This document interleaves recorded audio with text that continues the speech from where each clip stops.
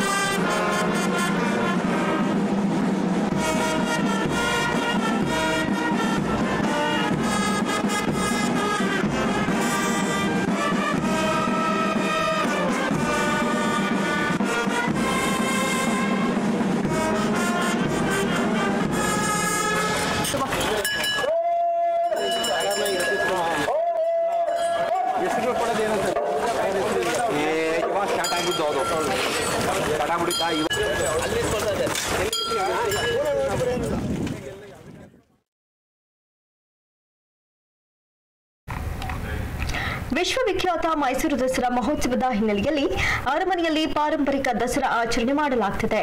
ನವರಾತ್ರಿಯ 6ನೇ ದಿನವಾದ ಇಂದು ಅರಮನೆಯಲ್ಲಿ ಅದ್ದೂರಿ ಸರಸ್ವತಿ ಪೂಜೆಯನ್ನ ನೆರವೇರಿಸಲಾಗಿದೆ. ರಾಜಮನೆತನದ ಗ್ರಂಥಗಳು, ತಾಳೆಗರಿಗಳು ಹಾಗೂ ಸಂಗೀತ ಪರಿಕರಗಳಿಗೆ ರಾಜವಂಶಸ್ಥ ಯದುವೀರ್ ಕೃಷ್ಣದತ್ತ ಚಾಮರಾಜ ಒಡೆಯರ್ ಅವರು ಶ್ರದ್ಧಾ ಭಕ್ತಿಯಿಂದ ಪೂಜೆಯನ್ನ ಸಲ್ಲಿಸಿದರು. ಕೊರೋನಾ ಭೀತಿಯ ಹಿನ್ನೆಲೆಯಲ್ಲಿ ಅರಮನೆಯ ಅರ್ಚಕರನ್ನ ಹೊರತುಪಡಿಸಿ ಪೂಜೆಗೆ ಯಾರಿಗೂ ಪ್ರವೇಶವಿರಲಿಲ್ಲ.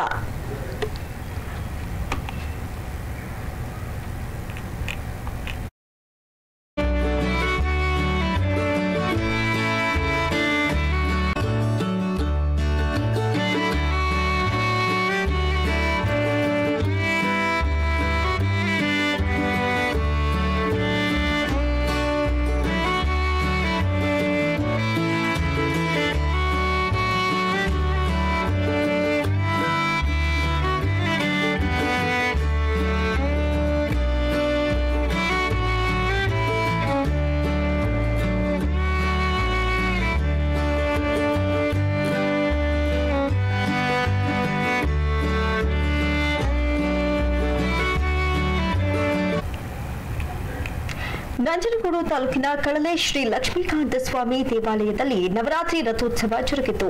ನವರಾತ್ರಿ ಉತ್ಸವದ ಅಂಗವಾಗಿ ಇಂದು ಹಲವು ಧಾರ್ಮಿಕ ವಿಧಿವಿಧಾನಗಳೊಂದಿಗೆ ಶ್ರೀ ಅರವಿಂದ ನಾಯಕಿ ಅಮ್ಮನವರ ರಥೋತ್ಸವ ಜರುಗಿತು. ಚಿನ್ನಾಭರಣ ಹಾಗೂ ಹೂಗಳಿಂದ ಅಲಂಕೃತಗೊಂಡಿದ್ದ ಅಮ್ಮನವರ ಉತ್ಸವ ಮೂರ್ತಿಯನ್ನ ದೇವಾಲಯದ ಪ್ರಾಂಗಣದಲ್ಲಿ ಇರಿಸಿ ವಿಶೇಷ ಪೂಜೆಯನ್ನ ಸಲ್ಲಿಸಲಾಯಿತು. ನಂತರ ವಿವಿಧ ಪೂಜಾ ಕಾರ್ಯಗಳೊಂದಿಗೆ ಗ್ರಾಮದ ರಥದ ಬೀದಿಯಲ್ಲಿ ರಥೋತ್ಸವವನ್ನು ನಡೆಸಲಾಯಿತು. ರಥೋತ್ಸವದ ವೇಳೆ ಗ್ರಾಮಸ್ಥರು ದೇವಿಗೆ ಪೂಜೆ ಸಲ್ಲಿಸುವ ಮೂಲಕ ಭಕ್ತಿ ನಮನವನ್ನು ಸಲ್ಲಿಸಿದರು. ಕೊರೋನಾದಿಂದಾಗಿ ಈ ಬಾರಿಯೂ ಮುಜರಾಯಿ ಇಲಾಖೆ ಅಧಿಕಾರಿಗಳ ಆದೇಶದಂತೆ ರಥೋತ್ಸವ ಕಾರ್ಯಕ್ರಮ ಸರಳವಾಗಿ ನಡೆಯಿತು.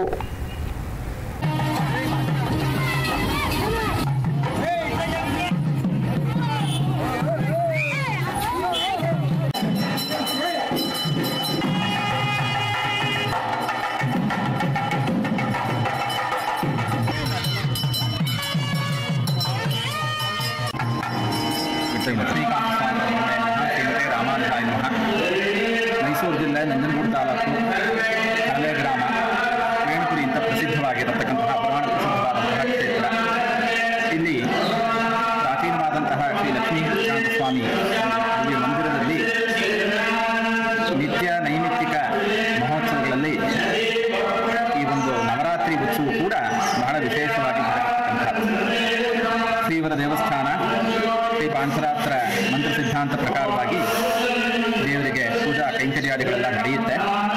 ಆ ಒಂದು ಆಗಮೋತ್ಸವದಲ್ಲೇ ಒಂದು ನವರಾತ್ರಿ ಉತ್ಸವದ ಬಗ್ಗೆ ಹೇಳ್ತಾರೆ. ಶರನ್ನವರಾತ್ರಿ ಮಹೋತ್ಸವ ಅನ್ನತಕ್ಕಲ್ಲಿ ಮಹಾನವಮ್ಯುತ್ಸವ ಅಂತ ಹೇಳಿ ಅದನ್ನು ಆಗಮದಲ್ಲಿ ಇದನ್ನು ಹೇಳ್ತಾರೆ.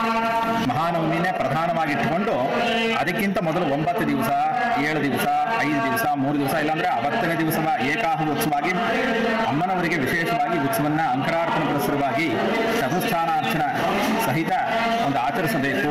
ಅಮ್ಮನವರಿಗೆ ಒಂದು ಹೋಮ ಹವನಗಳ ಮೂಲಕವಾಗಿ ಎಲ್ಲ ಕೈಂಕರ್ಯಗಳನ್ನು ಮಾಡಿ ಉತ್ಸವಾದಿಗಳನ್ನು ಮಾಡಿ ನೆರವೇರಿಸಿ ಮಹಾನವಮಿ ದಿವಸ ಅವತ್ತು ಅಮ್ಮನವರಿಗೆ ಅಭಿಷೇಕ ಪೂರ್ಣಾಹುತಿ ಸಂಜೆ ಪೂರ್ಣಾಹುತಿಯಾಗಿ ಮಹಾಕುಂಭ ಪ್ರೋಕ್ಷಣ ಪುರಸ್ಸರವಾಗಿ ಉತ್ಸವನ್ನ ಒಂದು ಸಂಪನ್ನಗೊಳಿಸಿ ಮಾರನೇ ದಿವಸ ಒಂದು ವಿಜಯದಶಮಿ ಅನ್ನತಕ್ಕಂತಹದ್ದು ಒಂದು ವಿಜಯೋತ್ಸವನ್ನ ಸ್ವಾಮಿ ಸಹಿತ ಆಚರಣೆ ಮಾಡಲಾಗತಕ್ಕಂತಹದ್ದು ಆಗಮೋಕ್ತವಾದಂತಹ ಸಂಪ್ರದಾಯ.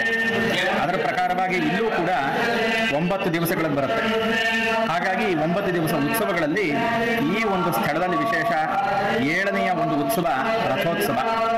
ಸಾಧಾರಣವಾಗಿ ಬೇರೆ ಎಲ್ಲ ಕಡೆ ಸ್ವಾಮಿಯವರ ರಥೋತ್ಸವದಲ್ಲೇ ಅಮ್ಮನವ್ರನ್ನು ಕೂಡ ವಿಜಯ ಮಾಡಿಸಿ ಅವರ ಜೊತೆಯಲ್ಲಿ ಒಂದು ರಥೋತ್ಸವನ ಆಚರಣೆ ಮಾಡ್ತಾರೆ. ಅಮ್ಮನವರು ಪ್ರತ್ಯೇಕವಾಗಿ ರಥ ಅಂತ ಮಾಡೋಲ್ಲ. ಆದರೆ ಈ ಕಳಲೆ ಗ್ರಾಮದಲ್ಲಿ ಮಾತ್ರ ಅಮ್ಮನವರಿಗೆ ನವರಾತ್ರಿ ಸಂದರ್ಭದಲ್ಲಿ 7ನೇ ದಿವಸ ವಿಶೇಷವಾಗಿ ರಥೋತ್ಸವನ್ನ ಪ್ರತ್ಯೇಕವಾಗಿ ಆಚರಣೆ ಮಾಡಲಾಗುತ್ತೆ. ಯಾಕೆ ಅಂದರೆ ಈ ಅಮ್ಮನವರಿಗೆ ನಮ್ಮ ಆಗಮಶಾಸ್ತ್ರದಲ್ಲಿ ಏನು ಹೇಳ್ತಾರೆ, ಮಹಾಲಕ್ಷ್ಮಿಗೆ ಯೋಗ, ಭೋಗ ಹಾಗೂ ವೀರ ಅಂತ 3 ವಿಧ ಇದೆ. ಪರಮಾತ್ಮನ ವಕ್ಷಸ್ಥಳದಲ್ಲಿ ನೆಲೆಸಿರತಕ್ಕಂತಹವಳು ಯೋಗಲಕ್ಷ್ಮಿ. ಪರಮಾತ್ಮನ ಉಭಯ ಪಾರ್ಶ್ವಗಳಲ್ಲಿ ಇಕ್ಕೆಲಗಳಲ್ಲಿ ಬಿಜಮಾಡ್ತಿರ್ತಕ್ಕಂಥವರು ಉಭಯ ನಾಯಕಿಯರಾಗಿರತಕ್ಕಂತಹ ಸ್ವರೂಪ ಭೋಗಲಕ್ಷ್ಮಿ ಅಂತ ಹೇಳಿ. ಈ ಯೋಗ ಭೋಗಲಕ್ಷ್ಮಿಯನ್ನು ಪರಮಾತ್ಮನೊಂದಿಗೆ ಸಕಲ ಉಪಚಾರಗಳನ್ನು ಉತ್ಸವಗಳನ್ನು ಆಚರಿಸಬೇಕು ಅಂತ ಇರತಕ್ಕಂಥದ್ದು. ಆದರೆ ವೀರಲಕ್ಷ್ಮಿ ಅನ್ನತಕ್ಕಂಥವಳಿಗೆ ಪ್ರತ್ಯೇಕವಾಗಿರತಕ್ಕಂತಹ ಸನ್ನಿಧಿ, ಅಲ್ಲಿ ಚತುರ್ಭುಜ ಧಾರಣಿಯಾಗಿ ಆಕೆ ವಿರಾಜಮಾನರಾಗಿರ್ತಾಳೆ. ಆಕೆ ಪ್ರತ್ಯೇಕವಾಗಿ ಆರಾಧನೆ ಮಾಡತಕ್ಕಂತಹದ್ದು ಉತ್ಸವಗಳನ್ನು ಆಚರಣೆ ಮಾಡೋದು ಇದು. ನೀವು ಪರತಂತ್ರ ಸ್ವತಂತ್ರ ವೀರಲಕ್ಷ್ಮಿ ಅಂತ 2. ಇಲ್ಲಿ ಪಾರತಂತ್ರ ವೀರಲಕ್ಷ್ಮಿಯಾಗಿ ಅರವಿಂದ ನಾಯಕಿ ಅಮ್ಮನವರು ನೆಲೆಸಿದ್ದಾರೆ. ಹಾಗಾಗಿ ಇಲ್ಲಿ ಲಕ್ಷ್ಮೀಕಾಂತ ಸ್ವಾಮಿ ರಥೋತ್ಸವದಲ್ಲಿ ಅರವಿಂದ ನಾಯಕಿ ಅಮ್ಮನವರು ಬಿಜು ಮಾಡಿಸೋದಿಲ್ಲ. ಹಾಗಾಗಿ ನವರಾತ್ರಿ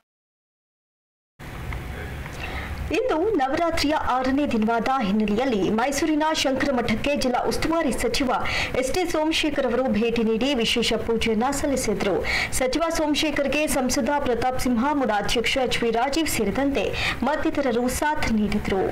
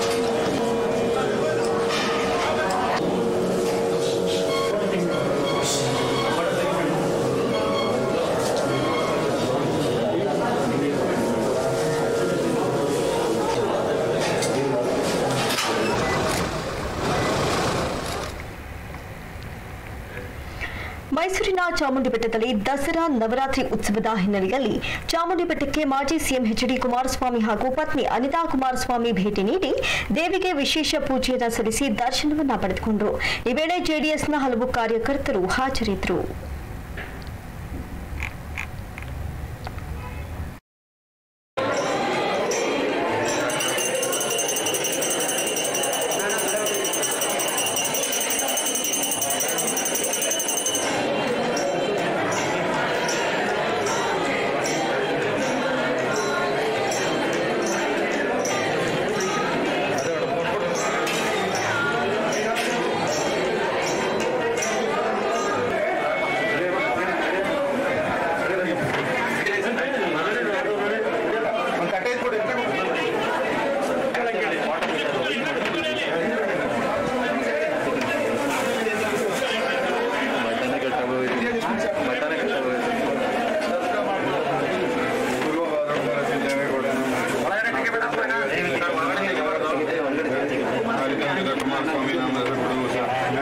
अनिता पुष्पा कर्नाटक राशि निखिल पूर्व भद्र कुंभ राशि रेवती रेवती मीन कुटुंबश्यामस्ते रुचिर आयुरारोग्यैश्वर्याभिवृद्ध्यर्थं श्री चामुण्डेश्वरी देवता प्रीत्यर्थं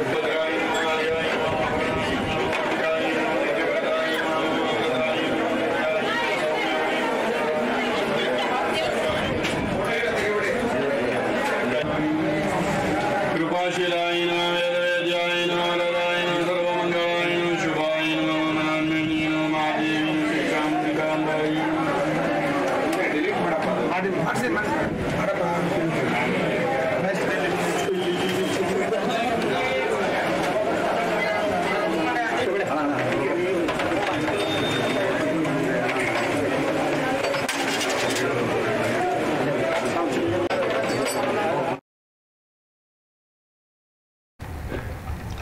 ಪುಟ್ಕೋಸಿ ವಿರೋಧ ಪಕ್ಷದ ನಾಯಕ ಸ್ಥಾನಕ್ಕಾಗಿ ಸರ್ಕಾರವನ್ನು ತೆಗೆದ ಮಹಾನಾಯಕ ನೀನು ಅಂತ ವಿಪಕ್ಷ ನಾಯಕ ಸಿದ್ದರಾಮಯ್ಯ ವಿರುದ್ಧ ಮಾಜಿ ಸಿಎಂ ಎಚ್.ಡಿ. ಕುಮಾರಸ್ವಾಮಿ ವಾಗ್ದಾಳಿಯನ್ನ ನಡೆಸಿದ್ದಾರೆ.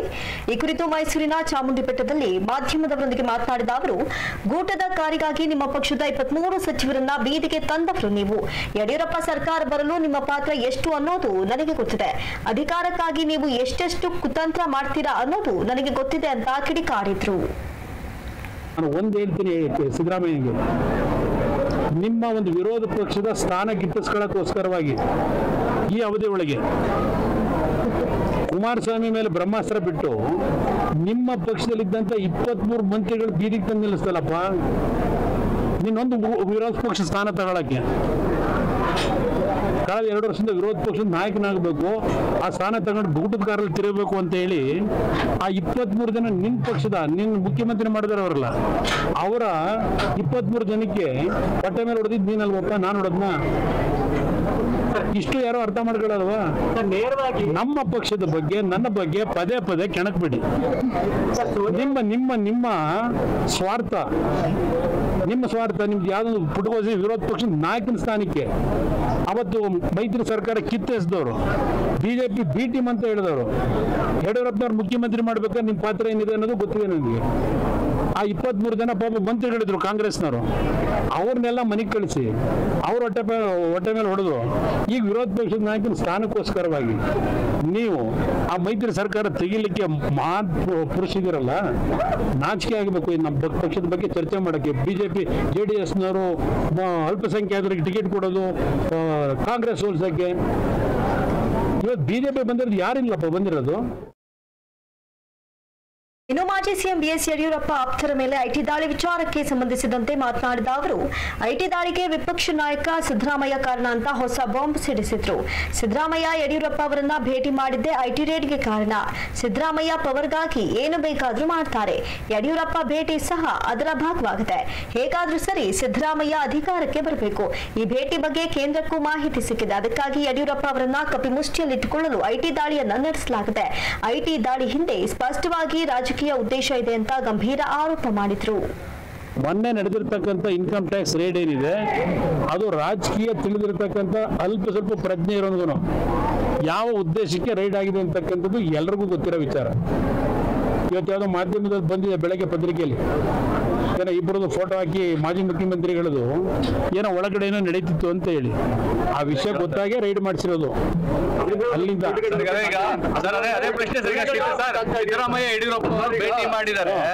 ಪಾಪ ಯಡಿಯೂರಪ್ಪನವರಿಗೆ ಆ ಪರಿಸ್ಥಿತಿ ತಂದಿದ್ದು ರೈಡ್ ಆಗಿ ಯಡಿಯೂರಪ್ಪನವರ ಆತ್ಮೀಯರು ಯಾರು ಇದ್ರಲ್ಲ ಅವರ 2 ವರ್ಷದಲ್ಲಿ ನಾನು ಯಡಿಯೂರಪ್ಪನ ಅಂದು ಸಹ ಸರ್ಟಿಫಿಕೇಟ್ ಕೊಟ್ಟಿಲ್ಲ.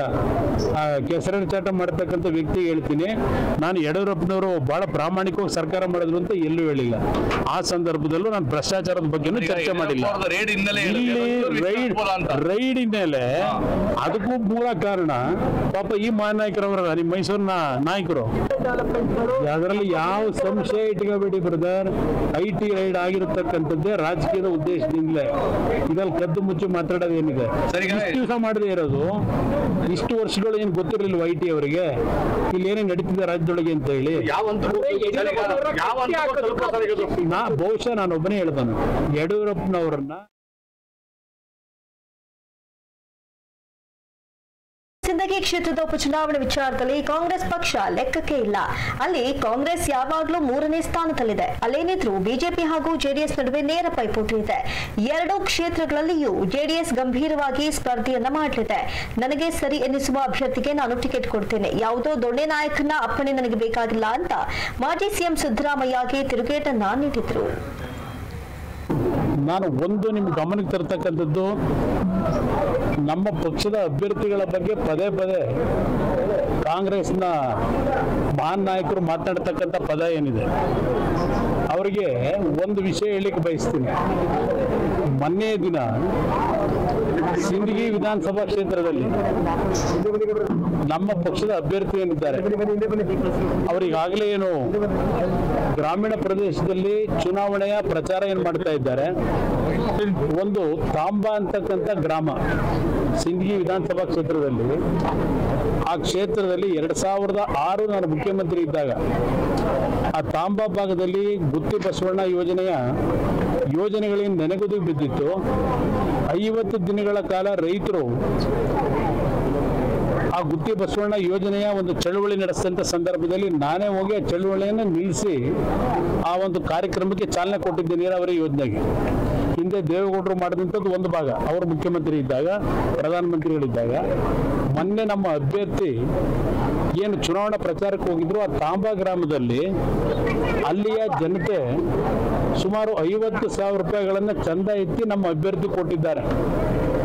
ಪಾಪ ಕಾಂಗ್ರೆಸ್ನ ಅಧ್ಯಕ್ಷರು ಹೇಳ್ತಾರೆ, ಕುಮಾರಸ್ವಾಮಿ ಅವರಿಗೆ ಪಾಪ ಅವ್ರು ನಮ್ಮ ಕ್ಯಾಂಡಿಡೇಟ್ ಹೈಜಾಕ್ ಮಾಡ್ಕೊಂಡು ಹೋಗಿದಾರಲ್ಲ, ಇವರ ಮಡಿಲಿಗೆ ಬೇರೆ ಹಾಕ್ಬಿಟ್ಟವ್ರಂತಲ್ಲ, ಮನಗೊಳ್ಳಿಯವ್ರು ಸಾಯೋದಕ್ಕಿಂತ ಮುಂಚೆ ನನ್ನ ಮಕ್ಕಳನ್ನ ನೀವೇ ಕಾಪಾಡಬೇಕು ಅಂತ ಹೇಳಿ ಹೇಳ್ಕೊಂಡಿದ್ದಾರಲ್ಲ.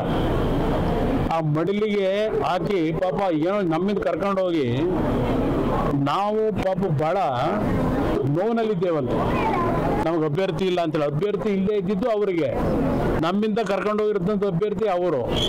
ನಾನು ನೋವು ಪಡ್ತಾ ಇದ್ದೇನೆಂದ್ರೆ ಅವರ ಮಹಾನಾಯಕರಿಗೆ ಹೇಳ್ತೀನಿ, ಅಧ್ಯಕ್ಷರಿಗೂ, ಸಿಂದಗಿ ಕ್ಷೇತ್ರ ಮೊದಲಿಂದಲೂ ಕಾಂಗ್ರೆಸ್ 3ನೇ ಸ್ಥಾನದಲ್ಲಿ ಇರ್ತಕ್ಕಂಥದ್ದು. ಅದು ಎಂದು ಸಿಂದಗಿ ಕ್ಷೇತ್ರದಲ್ಲಿ ಕಳೆದ 15 ವರ್ಷಗಳಿಂದ ಬಿಜೆಪಿಗೆ ಜೆಡಿಎಸ್ಗೆ ನೇರವಾದ ಸ್ಪರ್ಧೆ ಆಗಿದೆ ಹೊರತು ಕಾಂಗ್ರೆಸ್ ಅಲ್ಲಿ ಯಾವುದೇ ರೀತಿಯ ನೆಲೆ ಇಲ್ಲ. ಆ ನೆಲೆ ಇಲ್ಲದೆ ಇರೋದಕ್ಕೆ ನಮ್ಮ ಪಕ್ಷದ ಶಾಸಕರೇನಿದ್ರು ಅವರ ಮಗನ್ನ ಇವತ್ತು ಹೈಜಾಕ್ ಮಾಡಿರ್ತಕ್ಕಂಥದ್ದು ಅದಕ್ಕೋಸ್ಕರಲೇ. ಆದರೆ ನಾವು ಅಭ್ಯರ್ಥಿ ನಿಲ್ಲಿಸಿರ್ತಕ್ಕಂಥವ್ರ ಬಗ್ಗೆ, ಮುಸಲ್ಮಾನ್ ಕುಟುಂಬದ ಅಭ್ಯರ್ಥಿ ನಿಲ್ಲಿಸಿರ್ತಕ್ಕಂಥದ್ದು ಮತ ಹೊಡಿಲಿಕ್ಕೆ ಅಂತ ಏನ್ ಹೇಳ್ತಾರೆ, ಇದು ಸದಾಕಾಲ ಜನರನ್ನು ದಾರಿ ತಪ್ಪಿಸ್ಲಿಕ್ಕೆ ಆಗೋದಿಲ್ಲ. ಆ ವ್ಯಕ್ತಿ ಹೇಳಿಕ್ ಬಯಸ್ತೀನಿ, ಸಿದ್ದರಾಮಯ್ಯನವರಿಗೆ, ಮಹಾನಾಯಕರಿಗೆ. ಜೆಡಿಎಸ್ ಮತ್ತೆ ಬಿಜೆಪಿ ನಡುವೆನೆ ಫೈಟ್ಗಳು, ಕಾಂಗ್ರೆಸ್ ಅಲ್ಲಿ ಲೆಕ್ಕಕ್ಕಿಲ್ಲ. ಇವ್ರು ಏನೇ ತಿಪ್ಪುರ್ಲಾಗ ಹಾಕಿದ್ರು ಸಿಂದಗಿ ಕ್ಷೇತ್ರದಲ್ಲಿ ಜೆಡಿಎಸ್ ಚುನಾವಣೆ ಗೆಲ್ತಕ್ಕಂಥದ್ದು ಶತಸಿದ್ಧ. ಅಲ್ಲಿ ಜನರಲ್ ಚುನಾವಣೆ NRL ನಾವು ಯಾರಿಗೆ ಕೊಟ್ಟಿದ್ದು? ಮುಸ್ಲಿಂಗೆ ಕೊಟ್ಟಿದ್ದಾನೆ. ಮೈಸೂರು, ಮಂಡ್ಯ ಇಲ್ಲಿ ಕೊಡಬೇಕು ಅಂತ ಹೇಳಿದ್ರಲ್ವೇ, ಮೈಸೂರಲ್ಲಿ ಕೊಟ್ಟಿದ್ದೀವಲ್ಲ, ಒಂದು ಸೀಟ್ ಕೊಟ್ಟಿದ್ವಲ್ಲ. ಕೊಡಬೇಕು ಅಂದ್ರೆ ಕೊಡ್ತೀವಿ. ಇವ್ರು ಕೇಳಿ ಇವ್ರು ದೊಣಾಯಕ ನಪ್ಪಬೇಕಾ ನನಗೆ? ನಾನು ಚುನಾವಣೆಯಲ್ಲಿ ಅಭ್ಯರ್ಥಿ ನಿಲ್ಲಿಸೋದು? ನಾನು ಯಾರನ್ನ ಬೇಕೋ ನಿಲ್ಲಿಸ್ತೀನಿ. ಇವ್ರು ಯಾರಪ್ಪ ಕೇಳಕ್ಕೆ?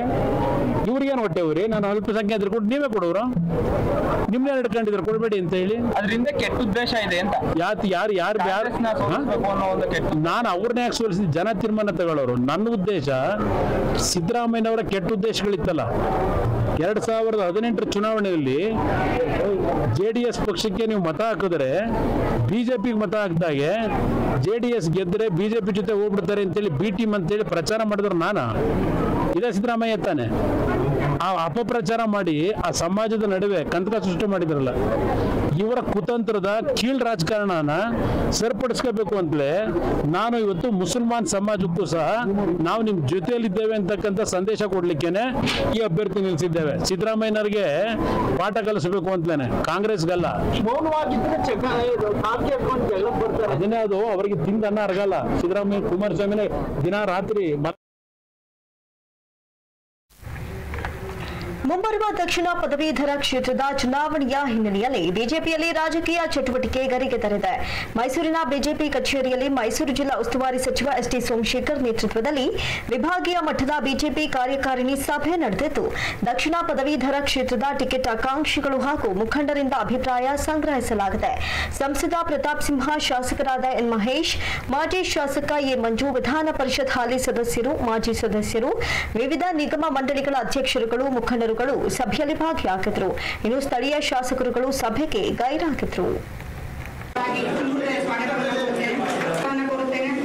ಈ ಕಾರ್ಯಕ್ರಮದಲ್ಲಿ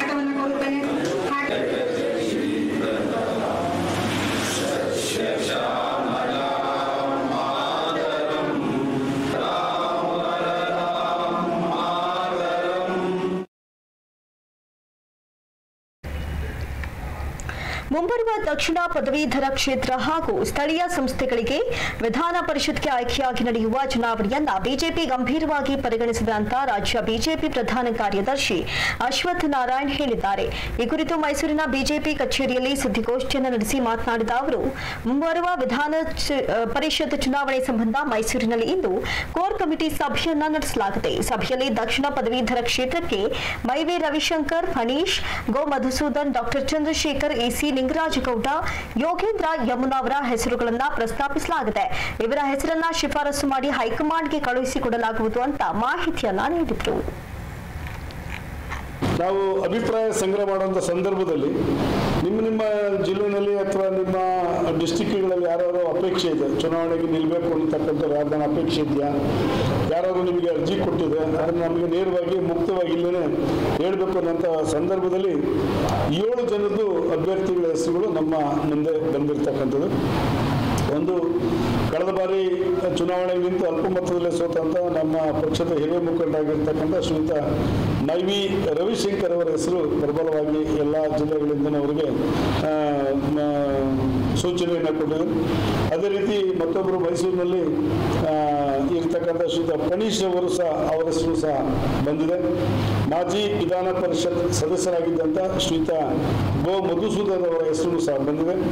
ಅದೇ ರೀತಿ ಡಾಕ್ಟರ್ ಚಂದ್ರಶೇಖರ್ ಅವರ ಹೆಸರು ಸಹ ಬಂದು ಮೈಸೂರಿನವರು ಡಾಕ್ಟರ್ ಚಂದ್ರಶೇಖರ್ ಹೆಸರು ಬಂದಿದೆ. ಯೋಗೇಂದ್ರ ಅಂತೇಳಿ ಅವರ ಹೆಸರು ಸಹ ಬಂದಿದೆ. ಮತ್ತಿನ್ನೊಬ್ಬರು ಸೆನೆಟ್ ಮೆಂಬರ್ ಇಸಿ ಲಿಂಗರಾಜಗೌಡ ಅನ್ನತಕ್ಕಂಥವ್ರ ಹೆಸರು ಸಹ ಬಂದಿದೆ. ಮತ್ತೊಬ್ಬರು ಮಹಿಳೆಯರು ಯಮುನಾ ಅನ್ನೋರ್ತಕ್ಕಂಥವ್ರದ್ದು ಹೆಸರು ಬಂದಿದೆ. ಒಟ್ಟು ಯಮುನಾ ಒಟ್ಟು 7 ಹೆಸರುಗಳು ನಮ್ಮ ಮುಂದೆ ಈಗ ಬಂದಿದೆ. ಇನ್ನು ಕೆಲವರು ವೈಯಕ್ತಿಕವಾಗಿ ಬಂದು ನಿಮ್ಮನ್ನು ಭೇಟಿ ಮಾಡಿ ನಾವು ಅರ್ಜಿ ಕೊಡ್ತೀವಿ ಅನ್ನತಕ್ಕಂಥ ಮಾತನ್ನು ಹೇಳಿದ್ರೆ, ಇನ್ನು ಕೆಲವರು ನಾವು ಇವತ್ತಾಗೋದಿಲ್ಲ, ನಾಳೆ ಇಲ್ಲ ನಾಡಿದ್ದು ಜಿಲ್ಲಾ ಅಧ್ಯಕ್ಷರ ಮುಖ್ಯನ ನಾವು ಅರ್ಜಿಯನ್ನು ಕೊಡ್ತೀವಿ ಅನ್ನತಕ್ಕಂಥದ್ದು ಕೆಲವು ಅಪೇಕ್ಷೆಯನ್ನು ವ್ಯಕ್ತಪಡಿಸಿದ್ರೆ ಬಂದಂಥ ಎಲ್ಲ ಅರ್ಜಿಗಳನ್ನು ಮತ್ತೊಮ್ಮೆ ನಾವು ಜಿಲ್ಲಾ ಅಧ್ಯಕ್ಷಗಳ ಜೊತೆ ಮತ್ತು ಜಿಲ್ಲಾ ಪದಾಧಿಕಾರಿಗಳ ಜೊತೆ ಕೂತ್ಕೊಂಡು ಚರ್ಚೆ ಮಾಡಿ ಇದನ್ನು ರಾಜ್ಯಕ್ಕೆ ಕಳಿಸ್ಕೊಡುವಂಥ ಪ್ರಕ್ರಿಯೆಗೆ ನಾನು ಆ ಕೆಲಸವನ್ನು ನಾನು ಮಾಡ್ತೀನಿ ಅಂತಕ್ಕಂಥದ್ದು ಹೇಳಿಕೆ ಇಚ್ಛೆ. ಇಷ್ಟು ಈ ಒಂದು ದಕ್ಷಿಣ ಪದವೀಧರ ಕ್ಷೇತ್ರಕ್ಕೆ ಸಂಬಂಧಪಟ್ಟಂತ ವಿಷಯ. ಇದೊಂದು ಪೂರ್ವಭಾವಿ ಸಭೆಯಾಗಿ ಪ್ರಾರಂಭಕ್ಕೆ ಇವತ್ತು ಚಾಲನೆಯನ್ನು ಕೊಡುವುದು. ವಿಶೇಷವಾಗಿ ಇದಕ್ಕೆ ನಮ್ಮ ಮೈಸೂರಿನ ಚಾಮರಾಜನಗರದ ಶಾಸಕರಾಗಿದ್ದ ಶ್ರೀಯುತ ಮಹೇಶ್ ಅವರು ಬಂದಿರಲಿಲ್ಲ. ಅವರು ಸಹ ಚಾಮರಾಜನಗರ ಕೊಳ್ಳೇಗಾಲ ಶಾಸಕರು ಮಹೇಶ್ ಅವರು ಸಹ ಬಂದರು. ಇನ್ನು ಉತ್ತರ ಪ್ರದೇಶದಲ್ಲಿ ನಡೆದಿರುವ ಅಹಿತಕರ ಘಟನೆ ಪ್ರಕರಣವನ್ನ ಕಾಂಗ್ರೆಸ್ ರಾಜಕೀಯಕ್ಕಾಗಿ ಲಾಭಕ್ಕಾಗಿ ಬಳಸಿಕೊಳ್ತಾ ಇದೆ. ಬಿಜೆಪಿ ವಿರುದ್ಧ ಕಾಂಗ್ರೆಸ್ ಅಪಪ್ರಚಾರ ಮಾಡ್ತಾ ಇದೆ. ಇನ್ನು ಕಾಂಗ್ರೆಸ್ ಆಡಳಿತದಲ್ಲಿರುವ ರಾಜಸ್ಥಾನದಲ್ಲಿ ಕಾನೂನು ಸುವ್ಯವಸ್ಥೆ ಸಂಪೂರ್ಣ ಕುಸಿದಿದೆ. ಪಂಜಾಬ್ನಲ್ಲಿ ಅರಾಜಕತೆ ಉಂಟಾಗಿದೆ. ಈ ಬಗ್ಗೆ ಮಾತನಾಡಿದ ಕಾಂಗ್ರೆಸ್ ನಾಯಕರು ಉತ್ತರ ಪ್ರದೇಶ ಘಟನೆಯನ್ನು ಮುಂದಿಟ್ಟುಕೊಂಡು ಬಿಜೆಪಿ ಬಗ್ಗೆ ಜನರಲ್ಲಿ ತಪ್ಪು ಅಭಿಪ್ರಾಯ ಮೂಡಿಸುತ್ತಿದ್ದಾರೆ ಅಂತ ಕಿಡಿಕಾರಿದ್ರು. ಇವತ್ತು ಉತ್ತರ ಪ್ರದೇಶದಲ್ಲಿ ಲಖೀಂಪುರದಲ್ಲಿ ನಡೆದಿರೋ ಗಲಾಟೆ ಬಗ್ಗೆ ಆಗ್ಬೋದು, ಮತ್ತೊಂದು ವಿಷಯದ ಬಗ್ಗೆ 16 ವಿಷಯದ ಬಗ್ಗೆ ಕಾಂಗ್ರೆಸ್ನವರು ಸುಮ್ಮನೆ ಕಾಂಗ್ರೆಸ್ಸು ಮತ್ತು ಈ ರೈತ ಚಳುವಳಿ ಹೆಸರಿನಲ್ಲಿ ಕೆಲವೊಂದು ಕಡೆ ಕೇಂದ್ರ ಸರ್ಕಾರ ಮತ್ತು ಉತ್ತರ ಪ್ರದೇಶದ ರಾಜ್ಯ ಸರ್ಕಾರಗಳ ವಿರುದ್ಧವಾಗಿ ಒಂದು ಅಪಪ್ರಚಾರ ಮಾಡ್ತಕ್ಕಂಥ ಕಾಂಗ್ರೆಸ್ಸಿನ ಒಂದು ಹುನ್ನಾರ ಇವತ್ತು ಪ್ರಾರಂಭ ಆಗಿದೆ. ಇವತ್ತು ದೇಶದಲ್ಲಿ ರಾಜಸ್ಥಾನ ಆಗ್ಬೋದು, ಕಾಂಗ್ರೆಸ್ ಇರ್ತಕ್ಕಂಥ ಆಡಳಿತದಲ್ಲಿ ಇವತ್ತು ದೌರ್ಜನ್ಯಗಳು ನಡೀತಿದೆ, ಅತ್ಯಾಚಾರಗಳು ನಡೀತಿದೆ, ಕೊಲೆ ಸುಲಿಗೆಗಳು ನಡೀತಿದೆ. ಆದರೆ ಬಿಜೆಪಿ ಸರ್ಕಾರದಲ್ಲಿ ನಡೀತಾ ಇರ್ತಕ್ಕಂಥ ಕೊಲೆ ಸುಲಿಗೆ ಅತ್ಯಾಚಾರ ಅಂತೇಳಿ ಎಲ್ಲ ಒಂದು ಕಡೆ ಮಿಸ್ಗೈಡ್ ಮಾಡಿ ಅಪಪ್ರಚಾರ ಮಾಡ್ತಕ್ಕಂಥ ಹುನ್ನಾರವನ್ನ ಇವತ್ತು ಕಾಂಗ್ರೆಸ್ ಮಾಡ್ತೀವಿ. ಸೆಂಟ್ರಲ್ ಹ್ಯೂಮನ್ ಕಮಿಷನ್ ಕ್ಲಿಯರ್ ಆಗಿದೆ, ಅತ್ಯಾಚಾರ ಕೊಲೆ ಸುಲಿಗೆ ಎಲ್ಲೇ ಮಾಡೋದು ಅದು ತಪ್ಪೇ, ಯಾವುದೇ ಸರ್ಕಾರ ಮಾಡೋದು ತಪ್ಪೇ ಅನ್ನತಕ್ಕಂಥದ್ದು. ಆದರೆ ಕಾಂಗ್ರೆಸ್ನಲ್ಲಿ ಒಂದು ವ್ಯವಸ್ಥಿತವಾಗಿ ಒಂದು ಷಡ್ಯಂತ್ರವನ್ನ, ಅದು ಪ್ರಿಯಾಂಕಾ ಗಾಂಧಿ ಆಗ್ಬೋದು, ರಾಹುಲ್ ಗಾಂಧಿ ಅವರಾಗ್ಬೋದು, ಕೇವಲ ಉತ್ತರ ಪ್ರದೇಶದಲ್ಲಿ ನಡೆದಿರ್ತಕ್ಕಂಥ ಘಟನೆ ಬಗ್ಗೆ ಮಾತ್ರ ಇವರು ಮಾತಾಡ್ತಾ ಇದ್ದಾರೆ. ರಾಜಸ್ಥಾನ ನಡೆದಿರ್ತಕ್ಕಂಥ ಕೆಟ್ಟಿರ್ತಕ್ಕಂಥ ಲಾ ಅಂಡ್ ಆರ್ಡರ್ ಸಿಚುವೇಶನ್ಸ್ ಬಗ್ಗೆ, ಅಲ್ಲಿನ ಅತ್ಯಾಚಾರಗಳ ಬಗ್ಗೆ, ಅಲ್ಲಿನ ಸರ್ಕಾರದ ವೈಫಲ್ಯದ ಬಗ್ಗೆ ಇವ್ರು ಮಾತಾಡ್ತಾ ಇಲ್ಲ. ಪಂಜಾಬ್ ಸರ್ಕಾರ ಇಲ್ವೇ ಇಲ್ಲ ಅನ್ನೋ ಪರಿಸ್ಥಿತಿನಲ್ಲಿ ಬಂದು ಕೂತಿದೆ. ಯಾವುದೂ ಸಹ ಒಂದು ಸರ್ಕಾರ ಇದೆ ಅನ್ನತಕ್ಕಂಥದ್ದು ಇಲ್ಲ. ಅಂದರೆ ಇವ್ರಿಗೆ ಉತ್ತರ ಪ್ರದೇಶ ಒಂದು ಮಾತ್ರ ಇವರು ಟಾರ್ಗೆಟ್ ಮಾಡಿಕೊಂಡು ಒಂದು ಹುನ್ನಾರವನ್ನು ಮಾಡುವಂಥ ಸಂದರ್ಭದಲ್ಲಿ ತಾವು ಆಡಳಿತ ನಡೆಸ್ತಾ ಇರ್ತಕ್ಕಂಥ ಕಾಂಗ್ರೆಸ್ ಸರ್ಕಾರದಲ್ಲಿ ಏನು ಲ್ಯಾಪ್ಸಸ್ ಇದೆ ಅನ್ನತಕ್ಕಂಥದ್ದನ್ನು. ಸಿದ್ದರಾಮಯ್ಯ ವಿಪಕ್ಷ ನಾಯಕ ಸ್ಥಾನ ಪಡೆಯುವಂತಹ ಸಲುವಾಗಿ ಸಮ್ಮಿಶ್ರ ಸರ್ಕಾರವನ್ನ ಕೆಡವಿದ್ರು, 23 ಸಚಿವರನ್ನ ಬೀದಿಗೆ ತಳ್ಳಿದ್ರು ಅಂತ ಮಾಜಿ ಸಿಎಂ ಎಚ್.ಡಿ. ಕುಮಾರಸ್ವಾಮಿ ಆರೋಪಿಸಿರುವಂತಹ ವಿಚಾರಕ್ಕೆ ಸಂಬಂಧಿಸಿದಂತೆ ಸಚಿವ ಎಸ್.ಟಿ. ಸೋಮಶೇಖರ್ ಪ್ರತಿಕ್ರಿಯೆಯನ್ನ ನೀಡಿದ್ದಾರೆ. ಈ ಕುರಿತು ಮೈಸೂರಿನಲ್ಲಿ ಮಾತನಾಡಿದ ಅವರು, ಕುಮಾರಸ್ವಾಮಿ ಅವರು ಯಾವ ಅರ್ಥದಲ್ಲಿ ಹೇಳಿದ್ದಾರೋ ಗೊತ್ತಿಲ್ಲ, ನಾನು ಅವರ ಹೇಳಿಕೆಯನ್ನ ಗಮನಿಸಿಲ್ಲ ಎಂದರು. ಇಲ್ಲೇ ಬಿಜೆಪಿ ಸಭೆಯಲ್ಲಿದ್ದೀನಿ, ಮಾಹಿತಿ ಇಲ್ಲ ನನಗೆ. ಮಾಹಿತಿ ತೆಗೆದು ತಮಗೆ ಮಾಹಿತಿ ಹೇಳ್ತೀನಿ. ಆ ಥರದ್ದೇನು ವಾತಾವರಣ ಏನಿಲ್ಲ. ಬೀದಿಯಲ್ಲಿದ್ದೀವಿ, ಭಾರತೀಯ ಜನತಾ ಪಕ್ಷ ಸೇರಿದ್ದೀವಿ, ಶಾಸಕರಾಗಿದ್ದೀವಿ, ಮಂತ್ರಿಗಳಾಗಿದ್ದೀವಿ, ಒಂದೊಂದು ಜಿಲ್ಲೆ ಉಸ್ತುವಾರಿ ತಗೊಂಡು ಕೆಲಸ ಮಾಡ್ತಾ ಇದ್ದೀವಿ. ಆ ಥರದ್ದೇನು ಬೀದಿಗೆ ಬಂದಂಥದ್ದು ಏನಿಲ್ಲ. ಕುಮಾರಸ್ವಾಮಿ ಅವರು ಯಾವ ಆ್ಯಂಗಲಲ್ಲಿ ಹೇಳಿದಾರೋ ಗೊತ್ತಿಲ್ಲ, ಅದನ್ನ ಮಾಹಿತಿ ತೆಗೆದುಕೊಂಡು ತಮಗೆ ಮಾಹಿತಿ ಕೊಟ್ಟು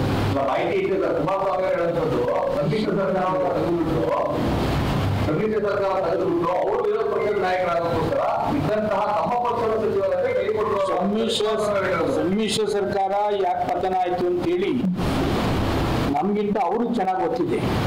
ಈಗ ಅದು ಹಳೆ ಮ್ಯಾಟ್ರ್, ಅದು ಹಳೆದನ್ನ ಮತ್ತೆ ಹೇಳ್ತಕ್ಕಂಥದ್ದು ನಮಗೂ ಕೂಡ ಬೇಜಾರಾಗ್ತದೆ.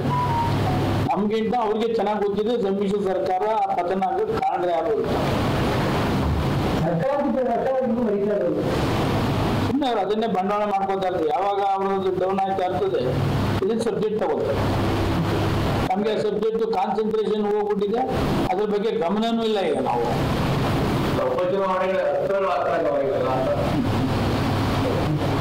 ನಾನು ಬೆಳಗ್ಗೆಯಿಂದ ಇಲ್ಲೇ ಬಿಜೆಪಿ ಸಭೆಯಲ್ಲಿದ್ದೀನಿ, ಮಾಹಿತಿ ಇಲ್ಲ ನನಗೆ. ಮಾಹಿತಿ ತೆಗೆದು ತಮಗೆ ಮಾಹಿತಿ ಹೇಳ್ತೀನಿ.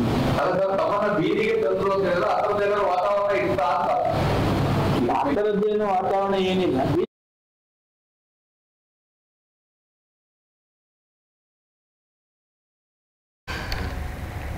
ಮೈಸೂರು ನಗರದಲ್ಲಿ ಇತ್ತೀಚಿನ ದಿನಗಳಲ್ಲಿ ಅಪರಾಧ ಪ್ರಕರಣಗಳು ಹೆಚ್ಚಾಗ್ತಿವೆ ಅಂತ ಮಾಜಿ ಶಾಸಕ ಎಂಕೆ ಸೋಮಶೇಖರ್ ಆತಂಕವನ್ನ ವ್ಯಕ್ತಪಡಿಸಿದ್ದಾರೆ. ಈ ಕುರಿತು ಮೈಸೂರಿನ ಪತ್ರಕರ್ತರ ಭವನದಲ್ಲಿ ಸುದ್ದಿಗೋಷ್ಠಿಯನ್ನು ನಡೆಸಿ ಮಾತನಾಡಿದ ಅವರು, ಅದರಲ್ಲೂ ಕೆಆರ್ ಕ್ಷೇತ್ರದಲ್ಲಿ ಅಪರಾಧ ಪ್ರಕರಣಗಳು ಹೆಚ್ಚಾಗ್ತಿವೆ. ಮೊನ್ನೆ ತನ್ನ ಪಾಡಿಗೆ ಹೋಗ್ತಿದ್ದ ಅಮಾಯಕ ಯುವಕನನ್ನ ಕೊಲೆ ಮಾಡಿದ್ದಾರೆ. ಮಹಿಳೆಯರು, ವಯೋವೃದ್ಧರು ಮನೆಯಿಂದ ಹೊರಬರಲು ಹೆದರುತ್ತಿದ್ದಾರೆ. ಈ ಬಗ್ಗೆ ಗಮನ ನೀಡದ ಶಾಸಕ ರಾಮದಾಸ್ ಅಪರಾಧ ಮುಕ್ತ ಕ್ಷೇತ್ರ ಮಾಡ್ತೇನೆ ಅಂತ ಹೇಳ್ತಾ ಇರೋದು ನನಗೆ ಪಾಟಲಿನ ವಿಷಯವಾಗಿದೆ. ಕನಕಗಿರಿ ಹಾಗೂ ಗುಂಡೂರಾವ್ ನಗರದ ನಡುವೆ ಇರುವ ತೋಟದಲ್ಲಿ ನಿರಂತರವಾಗಿ ಯುವಕರ ಗುಂಪು ಗಾಂಜಾ ಸೇವನೆಯಲ್ಲಿ ನಿರತವಾಗಿರುತ್ತೆ. ಗಾಂಜಾ ಸೇವನೆ ಮಾಡುವ ಯುವಕರನ್ನ ಹಿಡಿದು ಸೂಕ್ತ ಕ್ರಮ ಕೈಗೊಂಡ್ರೆ ಅಪರಾಧ ಕೃತ್ಯಗಳು ತಾನಾಗಿಯೇ ಕಡಿಮೆಯಾಗುತ್ತವೆ.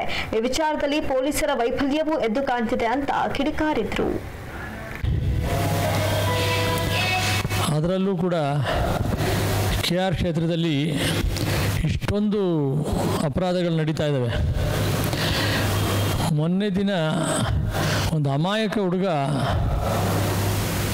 ಹೋಗ್ತಾ ಇದ್ದವನು ಯಾರನ್ನೋ ನೋಡ್ದ ಅಂತೇಳಿ ಏನೋ ಗುರಾಯಿಸ್ತಾ ಅಂತ ಕೊಲೆ ಮಾಡ್ತಾರೆ. ಇಂಥದ್ದು ಯಾವಾಗಲೂ ನಡೆದಿರಲಿಲ್ಲ. ಕೇವಲ ಅವನೊಬ್ಬ ಅಮಾಯಕ ಹುಡುಗ ತನ್ನ ತಾನು ಹೋಗ್ತಾ ಇದ್ದವನು ಏನೋ ನೋಡಿದ್ರೆ ಏನೋ ಗುರಾಯಿಸ್ತೀಯ ಅಂಥೇಳಿ ಅವನಿಗೆ ಕೊಲೆ ಮಾಡೋದಿದೆಯಲ್ಲ, ಇದೆಲ್ಲೂ ನಡೆದಿರಲಿಲ್ಲ ಇದುವರೆಗೆ. ಈ ಮಟ್ಟದಲ್ಲಿ ಈ ಕ್ಷೇತ್ರದಲ್ಲಿ ಅಪರಾಧಗಳು ಜಾಸ್ತಿ ಆಗ್ತಾಯಿದೆ. ಇನ್ನೂ ಕೂಡ ವಿದ್ಯಾರಣ್ಯಪುರಂ ದರೋಡೆ ಕಳ್ತನ ನೆನಪು ಮಾಸಿಲ್ಲ. ಆಗಲೇ ಅತ್ಯಾಚಾರದ ನೆನಪು ಮಾಸಿಲ್ಲ, ಆಗಲೇ ಇನ್ನೊಂದು ಮರ್ಡರ್ ಆಗಿದೆ. ಏನು ಈ ಹುಡುಗನ ಕೊಲೆ ಆಯಿತು, ಅದರಿಂದ ಒಂದು 300-400 ಅಡಿ ದೂರದಲ್ಲಿ ಈಗ ಒಂದು 2-3 ತಿಂಗಳಲ್ಲಿ ಒಂದು ಜೋಡಿ ಕೊಲೆ ಆಯಿತು. ಅವರು ಗುಂಡ್ರಾವ್ ನಗರ, ಇದು ಗೌರಿಶಂಕರ್ ನಗರದ ನಿವಾಸಿಗಳು. ಅಲ್ಲಿ 2 ಜೋಡಿ ಕೊಲೆ ಆಯಿತು. ಅದಾದಮೇಲೆ ಈ ದರೋಡೆ ಕೊಲೆ ಆಯಿತು. ಆಮೇಲೆ ನಿನ್ನೆ ಅಮಾಯಕ ಹುಡುಗನ್ನ ಕೊಲೆ ಮಾಡಿದ್ದಾರೆ. ಮತ್ತು KR ಕ್ಷೇತ್ರದಲ್ಲಿ ಅಲ್ಲಿ ಬರ್ತಕ್ಕಂಥ ಠಾಣಾ ವ್ಯಾಪ್ತಿನಲ್ಲಿ ಕಳೆದ ಇತ್ತೀಚಿನ ದಿನಗಳಲ್ಲಿ, ಅಂದರೆ BJP ಸರ್ಕಾರ ಬಂದ ಮೇಲೆ 9 ಕೊಲೆ ಆಗಿದ್ದಾವೆ. 3 ವರ್ಷದ ಹೆಚ್ಚಿಗೆ 9 ಕೊಲೆ ಆಗಿದ್ದಾವೆ. 18 ಚೈನ್ ಸ್ನ್ಯಾಚ್ ಆಗಿದ್ದಾವೆ. 18 ಚೈನ್ ಸ್ನ್ಯಾಚ್ ಆಗಿದ್ದಾವೆ. ಈ ಜನಗಳು ಹೇಗೆ ನಾವು ಹೊರಗಡೆ ಬರಬೇಕು ಅಂತ ಮಹಿಳೆಯರು ಯೋಚನೆ ಮಾಡ್ತಾ ಇದ್ದಾರೆ. ನಾವು ಹೊರಗಡೆ ಬರೋದಕ್ಕೆ ಏನು ಮಾಡೋದಪ್ಪ, ಹೊರಗಡೆ ಹೆಂಗೆ ಓಡಾಡೋದು ಅಂತ. ಆಮೇಲೆ ಅನೇಕ ಮನೆಗಳಲ್ಲಿ ವೃದ್ಧ ದಂಪತಿಗಳಿದ್ದಾರೆ, ಮುದುಕಿರಿರ್ತಾರೆ, ಇಲ್ಲ ಒಬ್ಬಂಟು ಹೆಂಗಸು ಅಥವಾ ಗಂಡಸಿರ್ತಾರೆ. ಇವ್ರನ್ನೆಲ್ಲ ಹೇಗೆ ರಕ್ಷಣೆ ಮಾಡೋಕ್ಕಾಗುತ್ತೆ? ಇವ್ರನ್ನ ಹೇಗೆ ರಕ್ಷಣೆ ಮಾಡಬೇಕು ಅಂತ KR ಕ್ಷೇತ್ರದ ಶಾಸಕರು ಯಾವುದೂ ಕ್ರಮ ತೆಗೆದುಕೊಳ್ದೇನೆ ಇದನ್ನು KR ಕ್ಷೇತ್ರನ ಅಪರಾಧ ಮುಕ್ತ ಕ್ಷೇತ್ರ ಮಾಡ್ತೀನಿ ಅಂತ ಹೇಳ್ತಾರೆ. ಎಂಥ ನಗೆ ಪಾಟಲಿನ ವಿಷಯ! ಇಷ್ಟೊಂದು ಎಲ್ಲೂ ಇಲ್ಲದಂಥ ಕೊಲೆಗಳು, ಚೈನ್ ಸ್ನ್ಯಾಚು, ಅಪರಾಧಗಳು ಕಣ್ಮುಂದೆ ಇಟ್ಟುಕೊಂಡು ಪ್ರತಿನಿತ್ಯ ನಡೀತಾ ಇದ್ದಾವೆ. ಇನ್ನು KR ಕ್ಷೇತ್ರದಲ್ಲಿ ಮೋದಿ ಯುಗೋತ್ಸವ ಹೆಸರಿನಲ್ಲಿ ರಾಮದಾಸ್ ಉತ್ಸವ ನಡೆಯಿತು. ಮೋದಿ ಹೆಸರೇಳಿದ್ರೆ ಎಲ್ಲರೂ ಬರ್ತಾರೆ ಅಂತ ಮೋದಿ ಉತ್ಸವ ಅಂತ ಹೆಸರಿಡಲಾಗಿತ್ತು. ಆದ್ರೆ ಮೋದಿ ಉತ್ಸವಕ್ಕೆ ಬಂದವರೆಲ್ಲ ರಾಮದಾಸ್ರನ್ನ ಹಾಡಿ ಹೋಗ್ಲಿದ್ರು. ಯಡಿಯೂರಪ್ಪ ಜೈಲಿಗೆ ಹೋದಾಗ ಪಟಾಕಿ ಹೊಡೆದು ಸಂಭ್ರಮಿಸಿದ್ದವರು ಯಡಿಯೂರಪ್ಪನವರನ್ನೇ ಕಾರ್ಯಕ್ರಮಕ್ಕೆ ಆಹ್ವಾನಿಸಿದ್ರು. ಯಡಿಯೂರಪ್ಪ ಮುಖ್ಯಮಂತ್ರಿ ಸ್ಥಾನದಿಂದ ಕೆಳಗಿಳಿಯಲು ರಾಮದಾಸ್ ಕೂಡ ಕಾರಣರಾಗಿದ್ರು. ಆದ್ರೆ ಯಡಿಯೂರಪ್ಪ ಅವರ ಸಮುದಾಯದ ಓಟಿಗಾಗಿ ಅವರನ್ನ ಕರೆಸಿದ್ರು ಅಂತ ಕಿಡಿಕಾರಿದ್ರು. ನಮ್ಮ ಮಾನ್ಯ ಶಾಸಕರು ರಾಮದಾಸ್ರವರು ಮೋದಿ ಉತ್ಸವ ಅಂತ ಮಾಡಿದ್ರು. ಅದು ಆ್ಯಕ್ಚುಲಿ ಮೋದಿ ಉತ್ಸವ ಅಲ್ಲ, ರಾಮದಾಸ್ ಉತ್ಸವ. ರಾಮದಾಸ್ ಉತ್ಸವ ಅದು. ಯಾಕೆ ಅಂತ ಹೇಳಿದ್ರೆ, ಮೋದಿ ಹೆಸರು ಹೇಳಿದ್ರೆ ಎಲ್ಲ ಮಂತ್ರಿಗಳು ಒಬ್ಬರಾದ್ಮೇಲೆ ಒಬ್ಬರು ಓಡ್ ಬಂದ್ಬಿಡ್ತಾರೆ. ಮುಖ್ಯಮಂತ್ರಿಗಳಾದಿಯಾಗಿ ಎಲ್ಲರೂ ಬರ್ತಾರೆ, ಎಲ್ಲರೂ ಎಲ್ಲ ಕಾರ್ಯಕ್ರಮಗಳಿಗೆ ಬರ್ತಾರೆ. ಮೋದಿ ಉತ್ಸವ ಅಲ್ಲ, ಮೋದಿ ಉತ್ಸವ ಅಲ್ಲ ಅಂತ. ಆದರೆ ಬಂದವರೆಲ್ಲ ರಾಮದಾಸನ ಹೊಗಳಿದ್ರು, ರಾಮದಾಸ್ನ ಹಾಡಿ ಹೊಗಳಿದ್ರು. ಇದು ರಾಮದಾಸ್ ಅವ್ರ ಉತ್ಸವ ತಾನೇ. ಮೋದಿದು ಯಾವ ಕಾರ್ಯಕ್ರಮ ಮಾಡಿಲ್ಲ, ಮೋದಿದೇನು ಈ ಕಾರ್ಯಕ್ರಮಗಳಿರಲಿಲ್ಲ, ಮೋದಿನೂ ಯಾರು ಹೊಗಳಿಲ್ಲ. ಆದರೆ ಬಂದವರೆಲ್ಲ ರಾಮದಾಸನ ಹೊಗಳಿದ್ರು. ಅದು ಗೊತ್ತಿತ್ತು ರಾಮದಾಸ್ ಅವ್ರಿಗೆ. ಬಂದು ನನ್ನ ಹೊಗಳ್ತಾರೆ, ನನ್ನ ಉತ್ಸವ ಇದು, ಮೋದಿ ಹೆಸರು ಹೇಳ್ಕೊಂಡು ಮಾಡೋಣ ಅಂಥೇಳಿ ರಾಮದಾಸ್ ಅವರು ಉತ್ಸವವನ್ನು ಮಾಡಿಕೊಂಡ್ರು. ಇದು ಮೋದಿ ಉತ್ಸವ ಅಂತೂ ಅಲ್ಲ, ರಾಮದಾಸ್ ಅವ್ರ ಉತ್ಸವ. ಮತ್ತು ಯಡಿಯೂರಪ್ಪನವ್ರನ್ನ ಕೂಡ ಕರೆಸಿದರು. ಯಡಿಯೂರಪ್ಪನವರು ಅವ್ರ ಹಿಂದೆ ಜೈಲಿಗೆ ಹೋದಾಗ ಪಟಾಕಿ ಹೊಡೆದಂಥವ್ರು ಇವರು, ಪಟಾಕಿ ಹೊಡೆದು ಸಂಭ್ರಮಿಸಿದಂಥವ್ರು ಇವರು. ಅವ್ರನ್ನ ಮುಖ್ಯಮಂತ್ರಿ ಸ್ಥಾನ ತಪ್ಪಿಸ್ಬೇಕು ಅಂತೇಳಿ ಭಿನ್ನಮತೀಯರ ಗುಂಪಲ್ಲಿ ಸೇರಿಕೊಂಡು ಅವ್ರನ್ನ ಮುಖ್ಯಮಂತ್ರಿ ಸ್ಥಾನದಿಂದ ಇಳಿಸ್ಲಿಕ್ಕೆ ಇವರು ಮುಖ್ಯ ಕಾರಣ. ಇವರು ಸೇರಿಕೊಂಡು ಲಾಬಿ ನಡೆಸಿ ಅವ್ರನ್ನ ಮುಖ್ಯಮಂತ್ರಿ ಸ್ಥಾನದಿಂದ ಇಳಿಸಿದ್ರು. ಅವರು ಅವ್ರನ್ನ ಕರ್ಕೊಂಬಂದು ಇಲ್ಲಿ ಫಂಕ್ಷನ್ ಮಾಡ್ತಾರೆ. ಯಾಕೆ? ಅವ್ರ ಜನದ ಓಟ್ ಬೇಕಲ್ಲ, ಅದಕ್ಕೋಸ್ಕರ ನಾಟಕ. ಅವ್ರು ಮುಖ್ಯಮಂತ್ರಿ ಆಗಿರೋದು ಬೇಕಾಗಿಲ್ಲ, ಅವ್ರ ನಾಯಕತ್ವ. ಶಾಸಕ ಸಿ ಪುಟ್ಟರಂಗ ಶೆಟ್ಟಿ ಅವರು ಚಾಮರಾಜನಗರ ಪಟ್ಟಣದಲ್ಲಿ ನಡೀತಾ ಇರುವಂತಹ ಕೋಟ್ಯಾಂತರ ರೂಪಾಯಿ ವೆಚ್ಚದ ಕಾಮಗಾರಿಯನ್ನ ವೀಕ್ಷಿಸಿದರು. ಕಳಪೆ ಗುಣಮಟ್ಟದ ಕಾಮಗಾರಿ ಎಂಬ ಆರೋಪ ಕೇಳಿಬಂದಿರುವಂತಹ ಹಿನ್ನೆಲೆಯಲ್ಲಿ ನಗರದ ಅಂಬೇಡ್ಕರ್ ಜಿಲ್ಲಾ ಕ್ರೀಡಾಂಗಣ, ಗ್ರಾಮೀಣ ಪೊಲೀಸ್ ಠಾಣೆಯ ಮುಖ್ಯ ರಸ್ತೆ ಕಾಮಗಾರಿಯನ್ನ ವೀಕ್ಷಣೆ ಮಾಡಿದರು. ಸ್ಥಳದಲ್ಲಿಯೇ ಕಳಪೆ ಕಾಮಗಾರಿ ಬಗ್ಗೆ ಖುದ್ದು ಪರಿಶೀಲನೆ ಮಾಡಿದ ಶಾಸಕರು ಡಾಂಬರ್ ಹಾಕದೆಯೇ ಬಿಲ್ ಮಾಡಿಕೊಂಡಿರುವ ಗುತ್ತಿಗೆದಾರರಿಗೆ ತೀವ್ರ ತರಾಟೆಗೆ ತೆಗೆದುಕೊಂಡರು. ಬಳಿಕ ಮಾತನಾಡಿದ ಅವರು, ಸುಮಾರು 1.5 ಕೋಟಿ ಅನುದಾನದ ಕಾಮಗಾರಿಗಳಲ್ಲಿ ಅರ್ಧದಷ್ಟು ಕಾಮಗಾರಿ ಕಳಪೆ ಗುಣಮಟ್ಟದಾಗಿದೆ. ಅದನ್ನ ಮತ್ತೆ ಹೊಸದಾಗಿ ಮಾಡಲು ಸೂಚಿಸಿದ್ದೇನೆ. ನಿರ್ಲಕ್ಷಿಸಿದ್ರೆ ಯಾರೇ ಆಗಲಿ ಅವರ ವಿರುದ್ಧ ಕ್ರಮ ಕೈಗೊಳ್ಳಲಾಗುತ್ತೆ ಎಂದರು. ನೀವು ಎಲ್ಲರೂ ತಿಳ್ಕೊಳ್ಳಿ, ನನ್ನ ಬೆಂಬಲಿಗರು ಇದು ಕೆಲಸ ಕೊಡಿ, ಬಿಲ್ ಮಾಡಿ ತಿಳಿದ ಪ್ರಶ್ನೆ ಒಂದು ಉದಾಹರಣೆ ಕೊಟ್ಟರೆ ನೀವು ಒಂದು ಉದಾಹರಣೆ ಹೇಳ್ಬೋದು. ನಾನೇನು ಮಾಡೋಕ್ಕಾಗಲ್ಲ. ನಾವು ಯಾರು ಮೂಲ ಟೆಂಡರ್ ಅಂದ್ಮೇಲೆ ಕ್ರಮ ತಗೊಳ್ಳೋದು, ನಾವು ಅವ್ರ ಕಲ್ ಮಾಡ್ತಾ ಅಂದ್ಮೇಲೆ ಕ್ರಮ ತಗೊಳ್ಳೋದು. ಯಾರು ಮೂಲ ಟೆಂಡರ್ದಾರ ಇರ್ತಾನೆ, ಬಿಟ್ಟದಾರ ಮತ್ತೆ ಅಧಿಕಾರಿ ಮೇಲೆ ಯಾರು ಆ ಏರಿಯಾದ ಜೆ ಇದ್ದಾರೆ, AWE ಅವ್ರಿಗೂ ಏನಾಗಿ ಪೌರಾಯುಕ್ತನೂ ಇನ್ವಾಲ್ವ್ ಮಾಡ್ತೀವಿ. ಏನಾದ್ರು ಒಪ್ಪಿತಟ್ಟು ಕಡಿಮೆ ಬಿಲ್ ಕೊಟ್ಟಿದ್ರೆ ಕೊನೆಯ ಏನಾಗ್ತಾರೆ ಪೌರಾಯುಕ್ತ ಅವ್ರ ಮೇಲೆ ಎಲ್ಲ ವರ್ಗು ಕಳಪೆ ಇದೆಯೋ ನಾನು ನೋಡಿರೋದ್ರಲ್ಲಿ ಈಗ ಒಂದುವರೆಗೂ ಸಾಮಾನ್ಯವಾಗಿ ತುಂಬ ಕಳಪೆ ಇದೆ. ಬಹುತೇಕ ಎಷ್ಟು ಪರ್ಸೆಂಟ್ ಕಳಪೆ ಆಗಿದೆ ಸರ್? ಅದು ನನ್ನ ಪ್ರಕಾರ 50% ಕಳಪೆ ಬಿದ್ದಿದೆ. ನ್ಯಾಯಮೂರ್ತಿ ಸದಾಶಿವ ಆಯೋಗದ ವರದಿಯನ್ನ ಜಾರಿ ಮಾಡುವಂತೆ ಒತ್ತಾಯಿಸಿ ಚಾಮರಾಜನಗರ ಜಿಲ್ಲಾ ಬಾಬು ಜಗಜೀವನ್ ರಾಮ್ ಸಂಘಗಳ ಒಕ್ಕೂಟ ಹಾಗೂ ಮಾದಿಗ ಮೀಸಲಾತಿ ಹೋರಾಟ ಸಮಿತಿಯು ಚಾಮರಾಜನಗರದಲ್ಲಿ ಬೃಹತ್ ಪ್ರತಿಭಟನೆಯನ್ನ ನಡೆಸಿತು. ನಗರದ ಶ್ರೀ ಚಾಮರಾಜೇಶ್ವರ ದೇವಸ್ಥಾನದ ಮುಂಭಾಗದಲ್ಲಿ ಜಮಾಯಿಸಿದ ಪ್ರತಿಭಟನಾಕಾರರು ಸಚಿವ ಪ್ರಭು ಚೌಹಾಣ್ ವಿರುದ್ಧ ಧಿಕ್ಕಾರ ಕೂಗಿ ಆಕ್ರೋಶ ವ್ಯಕ್ತಪಡಿಸಿದರು. ಪ್ರಭು ಚೌಹಾಣ್ರನ್ನ ಸಂಪುಟದಿಂದ ಕೈಬಿಡಬೇಕು, ಇಲ್ಲದಿದ್ದರೆ ಮುಂದಿನ ದಿನಗಳಲ್ಲಿ ಉಗ್ರ ಪ್ರತಿಭಟನೆಯನ್ನ ನಡೆಸುತ್ತೇವೆ ಅಂತ ಎಚ್ಚರಿಕೆಯನ್ನ ನೀಡಿದರು.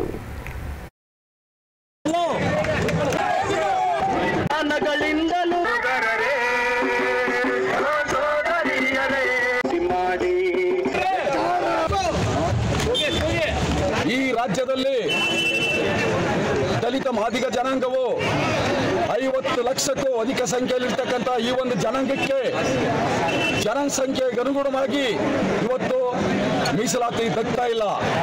ಇವತ್ತು ನಾವು ತುಳಿತಕ್ಕೆ ಒಳಗಾದಂಥ ಜನ ಈ ಜನಾಂಗಕ್ಕೆ ಸಾಮಾಜಿಕವಾಗಿ, ರಾಜಕೀಯವಾಗಿ, ಆರ್ಥಿಕವಾಗಿ ಇನ್ನೂ ಕೂಡ ಸಮಾನತೆ ಸಿಕ್ಕಿಲ್ಲ. ಬಂಧುಗಳೇ, ನಾವು ನಮ್ಮ ಹೋರಾಟ ಇಷ್ಟೇ. ಏನು ನಮ್ಮ ಪರಿಶಿಷ್ಟ ಜಾತಿನಲ್ಲಿ ಈ ಮಾದಿಗ ಜನಾಂಗಕ್ಕೆ ಏನು ಅನ್ಯಾಯ ಆಗ್ತಿದೆ, ಈ ಅನ್ಯಾಯನೀಗ ನಾವು ಯಥಾವತ್ತಾಗಿ ನಾವು ಸದಾಶಿವ ಆಯೋಗ ಜಾರಿಗೆ ತರೋ ಮುಖೇನ ಈ ಅನ್ಯಾಯನ ಸರಿಪಡಿಸಬೇಕು ಅಂತೇಳಿ ನಮ್ಮ ನಿರಂತರ ಹೋರಾಟ ಆಗಿದೆ.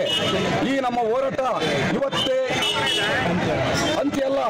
ನಮಗೆ ಒಳ ಮೀಸಲಾತಿ ಸಿಗೋ ತನಕ ಕೂಡ ಈ ಹೋರಾಟ ನಿರಂತರವಾಗಿರುತ್ತೆ. ನಮ್ಮಲ್ಲಿ ಇವತ್ತು ಈ ಒಂದು ಪ್ರತಿಭಟನೆ ಜಿಲ್ಲೆನಲ್ಲಿ 2018ನೇ ಇಸ್ವಿಯಲ್ಲಿ ನಡೆದಿತ್ತು.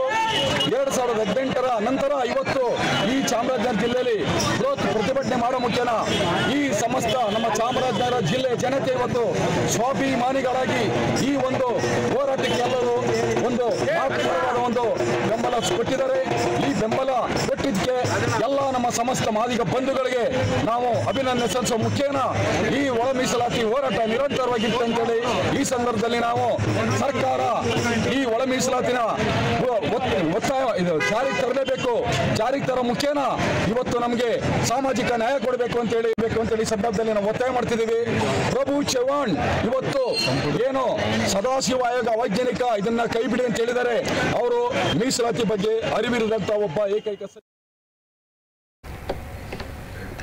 ವಿವಾಹ ಪೂರ್ವದಲ್ಲಿ ಪರಸ್ಪರ ಸಮ್ಮತಿಯ ಮೇಲೆ ನಡೆಸುವ ಲೈಂಗಿಕ ಸಂಬಂಧವು ಅತ್ಯಾಚಾರವಲ್ಲ ಅಂತ ಚಾಮರಾಜನಗರ ಜಿಲ್ಲಾ ಸೆಷನ್ಸ್ ನ್ಯಾಯಾಲಯವು ಮಹತ್ವದ ತೀರ್ಪು ನೀಡಿದೆ. ಮಲೆಮಹದೇಶ್ವರ ಬೆಟ್ಟ ಪೊಲೀಸ್ ಠಾಣೆಯಲ್ಲಿ ಕಾನ್ಸ್ಟೇಬಲ್ ಆಗಿದ್ದ ನಂದಕುಮಾರ್ ಅವರು ನನ್ನನ್ನು ಪ್ರೀತಿಸಿ ಮದುವೆಯಾಗುವುದಾಗಿ ನಂಬಿಸಿ ಲೈಂಗಿಕ ಸಂಬಂಧ ಬೆಳೆಸಿ ವಂಚನೆ ಮಾಡಿದ್ದಾರೆ ಅಂತ ಅದೇ ಠಾಣೆಯ ಮಹಿಳಾ ಪೇದೆಯೋರ್ವರು 2018ರ ಜೂನ್ 6ರಂದು ಅದೇ ಠಾಣೆಯಲ್ಲಿ ಪ್ರಕರಣವನ್ನು ದಾಖಲಿಸಿದ್ರು. ಪ್ರಕರಣದ ವಿಚಾರಣೆ ನಡೆಸಿದ ಜಿಲ್ಲಾ ಸೆಷನ್ಸ್ ನ್ಯಾಯಾಲಯದ ನ್ಯಾಯಾಧೀಶರಾದ ಸದಾಶಿವ ಎಸ್ ಸುಲ್ತಾನಪುರಿ ಅವರು ಅಪರಾಧ ಎಸಗುವ ಉದ್ದೇಶದಿಂದಲೇ ಲೈಂಗಿಕ ಸಂಬಂಧ ಬೆಳೆಸಿಲ್ಲ, ಹಾಗಾಗಿ ಅವರ ವರ್ತನೆಯನ್ನ ಅಪರಾಧವೆಂದು ಪರಿಗಣಿಸಲು ಸಾಧ್ಯವಿಲ್ಲ ಅಂತ ತೀರ್ಪು ನೀಡಿ ಪ್ರಕರಣವನ್ನ ವಜಾಗೊಳಿಸಿದ್ದಾರೆ.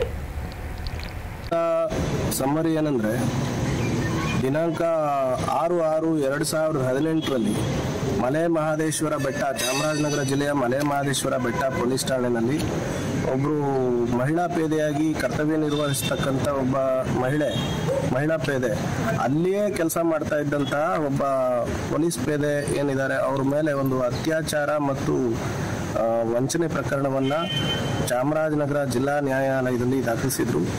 ಮಲೆ ಮಹದೇಶ್ವರ ಬೆಟ್ಟ ಪೊಲೀಸ್ ಠಾಣೆಯಲ್ಲಿ ದೂರು ನೀಡಿದ ಆಧಾರದ ಮೇಲೆ ಚಾಮರಾಜನಗರ ಜಿಲ್ಲಾ ನ್ಯಾಯಾಲಯಕ್ಕೆ ಮಲೆ ಮಹದೇಶ್ವರ ಬೆಟ್ಟ ಪೊಲೀಸ್ ಠಾಣೆಯವರು ಮತ್ತು ಅಭಿಯೋಜನೆ ಪರವಾಗಿ ದೂರನ್ನು ರಿಜಿಸ್ಟರ್ ಮಾಡಿಕೊಂಡು ತನಿಖೆ ನಡೆಸಿ 1ನೇ ಆರೋಪಿ ನಂದಕುಮಾರ್ ಮತ್ತು ಅವರ ತಂದೆ, ಅವರ ತಾಯಿ ಮತ್ತು ಅವರ ತಾತ ಈ 4 ಜನರ ಮೇಲೆ ದೋಷಾರೋಪಣಾ ಪಟ್ಟಿಯನ್ನು ಸಲ್ಲಿಸಿದ್ರು. ಆ ದೋಷಾರೋಪಣಾ ಪಟ್ಟಿಯ ಆಧಾರದ ಮೇಲೆ ಎಲ್ಲ ಆರೋಪಿಗಳಿಗೂ ನ್ಯಾಯಾಲಯ ಸಮನ್ಸ್ ನೀಡಿ ಆ ಮೂಲಕ ವಿಚಾರಣೆಯನ್ನು ಕೈಗೆತ್ತಿಕೊಂಡಿತ್ತು. ಇದರಲ್ಲಿ ಏನಂತಂದರೆ ಮದುವೆಯಾಗುವುದಾಗಿ ನಂಬಿಸಿ ನನಗೆ ಲೈಂಗಿಕ ಸಂಪರ್ಕ ಮಾಡಿ ನನಗೆ ವಂಚಿಸಿದ್ದಾನೆ ಅಂತ ಹೇಳಿ ಪ್ರಕರಣವನ್ನು ದಾಖಲು ಮಾಡಿದರು. ಈ ಒಂದು ಪ್ರಕರಣದ ಆಧಾರದ ಮೇಲೆ ಘನ ನ್ಯಾಯಾಲಯ ಅವ್ರ ಮೇಲೆ ಚಾರ್ಜ್ ಫ್ರೇಮ್ ಮಾಡುವ ಹಂತಕ್ಕೆ, ದೋಷಾರೋಪಣೆಯನ್ನು ರಚನೆ ಮಾಡುವ ಹಂತಕ್ಕೆ ತಗೊಂಡಿತ್ತು. ಆ ಸಂದರ್ಭದಲ್ಲಿ ಆರೋಪಿತರು ಏನು ಆಕೆ ಕೊಟ್ಟಂಥ ಕಂಪ್ಲೇಂಟು ಮತ್ತು ಅಂತಿಮ ವರದಿನಲ್ಲಿ ಸಲ್ಲಿಸಲಾಗಿದ್ದ ಎಲ್ಲ ದಾಖಲೆಗಳ ಆಧಾರದ ಮೇಲೆ ಅದು ಅತ್ಯಾಚಾರ ಅಲ್ಲ. ಹಾಗಾಗಿ ಆತನ ಮೇಲೆ ಮತ್ತು ಆರೋಪಿತರ ಮೇಲೆ ದೋಷಾರೋಪಣಾ ಪಟ್ಟಿಯನ್ನು ಸಲ್ಲಿಸಲಿಕ್ಕೆ ದೋಷಾರೋಪಣೆಯನ್ನು ರಚನೆ ಮಾಡಿ ವಿಚಾರಣೆಗೊಳಪಡಿಸುವಂತಹ ಪ್ರಕರಣ ಅಲ್ಲ ಅಂತೇಳಿ ನಾನು ವಾದ ಮಂಡಿಸಿದ್ದೀನಿ. ಈ ಒಂದು ವಿಚಾರದಲ್ಲಿ ಏನಂದರೆ ಆರೋಪಿ ನಂದಕುಮಾರ್ ಈಗ ಪ್ರಸ್ತುತ ಚಾಮರಾಜನಗರ ಪೂರ್ವ ಪೊಲೀಸ್ ಠಾಣೆಯಲ್ಲಿ ಪೇದೆಯಾಗಿದ್ದಾರೆ. ಆದರೆ ಸಾಮಾನ್ಯ ಜನರ ಮೇಲೆ ಈ ರೀತಿ ಒಂದು ಸುಳ್ಳು ಊಹಾಪೋಹ ಪ್ರಕರಣಗಳನ್ನು ದಾಖಲು ಮಾಡ್ತಾ ಇರೋದು ಇತ್ತೀಚೆಗೆ ಸಾಮಾನ್ಯವಾಗಿಬಿಟ್ಟಿದೆ. ಈ ಒಂದು ಕಾರಣಕ್ಕಾಗಿ ಬಹಳ ಘನ ನ್ಯಾಯಾಲಯ ಆರೋಪಿತರ ವಾದವನ್ನು ಆಲಿಸಿ ವಿವಾಹ ಪೂರ್ವ ಸಮ್ಮತಿಯಿಂದ ಮಾಡಿದಂಥ ಲೈಂಗಿಕ ಸಂಪರ್ಕ ಅತ್ಯಾಚಾರ ಅಲ್ಲ ಅಂತ ಹೇಳಿ ಮಹತ್ವದ ತೀರ್ಪನ್ನು ಕೊಟ್ಟಿದೆ. ನಾವು ನ್ಯಾಯಾಲಯದ ತೀರ್ಪಿಗೆ ತಲೆಬಾಗ್ತೇವೆ. ಜೊತೆಗೆ ಏನು ವಿವಾಹದ ಸಂದರ್ಭದಲ್ಲಿ ಸಮ್ಮತಿಯನ್ನು ಪಡೆದುಕೊಂಡು ಮಾಡಿದಂಥ ಲೈಂಗಿಕ ಸಂಪರ್ಕ ವಿವಾಹ ಮುರಿದು ಬೀಳ್ತು ಅನ್ನುವಂಥ ಒಂದು ಕಾರಣಕ್ಕೆ ಅವರ ಮೇಲೆ ಪ್ರಕರಣವನ್ನು ದಾಖಲು ಮಾಡೋದೇನಿದೆ ಅದು ಮೇಲ್ನೋಟಕ್ಕೆ ಅದು ಯಾವುದೇ ರೀತಿಯ ಅಪರಾಧ ಅಲ್ಲ. ಹಾಗಾಗಿ ಅದು ಅತ್ಯಾಚಾರ ಅಲ್ಲ ಮತ್ತು ಯಾವುದೇ ಥರ ವಂಚನೆ ಅಲ್ಲ ಅಂತೇಳಿ ನಾನು ವಾದ ಮಂಡಿಸಿದ್ದೀನಿ. ಈ ಒಂದು ವಿಚಾರದಲ್ಲಿ ಏನಂದರೆ ಆರೋಪಿ ನಂದಕುಮಾರ್ ಈಗ ಪ್ರಸ್ತುತ ಚಾಮರಾಜನಗರ ಪೂರ್ವ ಪೊಲೀಸ್ ಠಾಣೆಯಲ್ಲಿ ಪೇದೆಯಾಗಿದ್ದಾರೆ. ಆದರೆ ಸಾಮಾನ್ಯ ಜನರ ಮೇಲೆ ಈ ರೀತಿ ಒಂದು ಸುಳ್ಳು ಊಹಾಪೋಹ ಪ್ರಕರಣಗಳನ್ನು ದಾಖಲು ಮಾಡ್ತಾ ಇರೋದು ಇತ್ತೀಚೆಗೆ ಅಧಿಕಾರ ಹಂಚಿಕೆ ಮಾಡುವಂತಹ ವಿಚಾರದಲ್ಲಿ ಬಿಜೆಪಿ ದಲಿತರನ್ನ ಕಡೆಗಣಿಸುತ್ತಿದೆ ಅಂತ ಡಾಕ್ಟರ್ ಬಿಆರ್ ಅಂಬೇಡ್ಕರ್ ನವೋದಯ ಸಂಘದ ಅಧ್ಯಕ್ಷ ರಾಜಪ್ಪ ಆರೋಪಿಸಿದ್ದಾರೆ. ಈ ಕುರಿತು ಮೈಸೂರಿನ ಪತ್ರಕರ್ತರ ಭವನದಲ್ಲಿ ಸುದ್ದಿಗೋಷ್ಠಿಯನ್ನು ನಡೆಸಿ ಮಾತನಾಡಿದ ಅವರು, ದಲಿತ ಮುಖಂಡ ವಿ ಗಿರಿಧರ್ ಅವರಿಗೆ ಬಿಜೆಪಿ ಅಧಿಕಾರ ನೀಡದೆ ವಂಚಿಸಿ ದ್ರೋಹ ಮಾಡುತ್ತಿದೆ. ಗಿರಿಧರ್ ಬಿಜೆಪಿಯ ನಿಷ್ಠಾವಂತ ನಾಯಕರಾಗಿದ್ದಾರೆ. ಈ ಮೊದಲು ಮೈಸೂರು ನಗರ ಬಿಜೆಪಿ ಯುವ ಮೋರ್ಚಾ ಅಧ್ಯಕ್ಷರಾಗಿದ್ದ ಗಿರಿಧರ್ ಮೇಲೆ ಮಾರಣಾಂತಿಕ ಹಲ್ಲೆಯೂ ಕೂಡ ನಡೆದಿತ್ತು. ಜೀವನ್ ಮರಣದ ನಡುವೆ ಹೋರಾಡಿ ಬದುಕುಳಿದ ಗಿರಿಧರ್ ಆ ನಂತರವೂ ಪಕ್ಷ ಸಂಘಟನೆಯಲ್ಲಿ ತೊಡಗಿದ್ದಾರೆ. ಆದರೆ ಗಿರಿಧರ್ ದಲಿತನೆಂಬ ಕಾರಣಕ್ಕೆ ಇದುವರೆಗೂ ನಿಗಮ ಮಂಡಳಿಯಲ್ಲಿ ಸ್ಥಾನ ಕಲ್ಪಿಸಿಲ್ಲ ಅಂತ ದೂರಿದ್ರು. ಸಂಘಕ್ಕೆ ಶ್ರಮಿಸಿ ಇದುವರೆಗೂ ನಾಳೆ ನಾಡಿದ್ದು ಗಿರಿ ನಿಮ್ಮ ಬಯೋಡೇಟಾ ಕೊಡಿ, ಫೋನ್ ನಂಬರ್ ಕೊಡಿ ಅಂತ ಎಲ್ಲ ಮಂತ್ರಿಗಳು ಸಹ ಬಯೋಡೇಟಾ ಇಸ್ಕೊಳ್ಳೋದು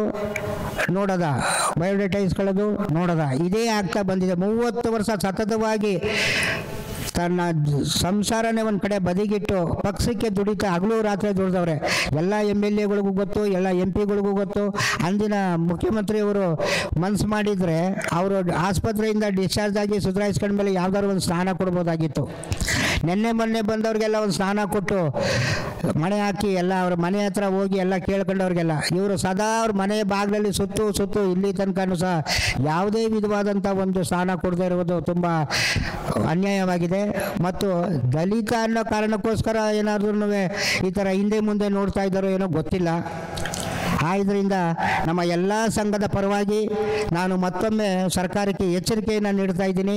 ಇವಾಗಲಾದ್ರೂ ಅವ್ರಿಗೆ ಯಾವುದಾದ್ರು ಒಂದು ನಿಗಮ ಮಂಡಳಿಯಾದ್ರೂ ಒಂದು ಸ್ಥಾನ ಕೊಡಲಿ, ಅವ್ರನ್ನ ಬೆಳೀಲಿಕ್ಕೆ ಅವಕಾಶ ಕೊಡಲಿ. ಮುಂದೆ ಪಕ್ಷ ಇದೇ ರೀತಿ ಅವ್ರಿಗೇನಾದ್ರು ಕಡೆಗಣಿಸಿದ್ರೆ ಮುಂದೆ ಭಾರತೀಯ ಜನತಾ ಪಕ್ಷ ಸೋಲನ್ನ ಗ್ಯಾರಂಟಿ ಅನುಭವಿಸ್ತದೆ ಎಲ್ಲ ಕ್ಷೇತ್ರಗಳನ್ನು ಅಂತ ನಾನು ಈ ಸಂದರ್ಭದಲ್ಲಿ ಹೇಳ್ತಾ ಇದ್ದೀನಿ. ಈರುಳ್ಳಿ ಮೂಟೆಗಳ ನಡುವೆ ನಾಗರ ಹಾವೊಂದು ಪ್ರತ್ಯಕ್ಷವಾಗಿದ್ದ ಘಟನೆ ಮೈಸೂರು ಜಿಲ್ಲೆ ಹುಣಸೂರು ತಾಲೂಕಿನ ಬಿಳಿಕೆರೆಯ ದಾಸ್ತಿಕುಳ ಬಡಾವಣೆಯಲ್ಲಿ ನಡೆದಿದೆ. ದಾಸ್ತಿಕುಳ ಬಡಾವಣೆಯ ಮನೆಯೊಂದರಲ್ಲಿ ಈರುಳ್ಳಿ ಮೂಟೆಗಳ ನಡುವೆ ಕಾಣಿಸಿಕೊಂಡ ನಾಗರ ಹಾವನ್ನು ಕಂಡು ಜನರು ಹೌಹಾರಿದ್ರು. ನಾಗರ ಹಾವಿಗೆ ಯಾವುದೇ ತೊಂದರೆ ನೀಡದೆ ಜನರು ಮನೆಯಿಂದ ಹೊರಹೋಗಲು ಅನುವು ಮಾಡಿಕೊಟ್ರು. ಬಳಿಕ ಹಾವು ಮನೆಯಿಂದ ಹೊರಹೋದ ನಂತರ ಸುರಕ್ಷಿತ ಸ್ಥಳದತ್ತ ಸಾಗಿತು.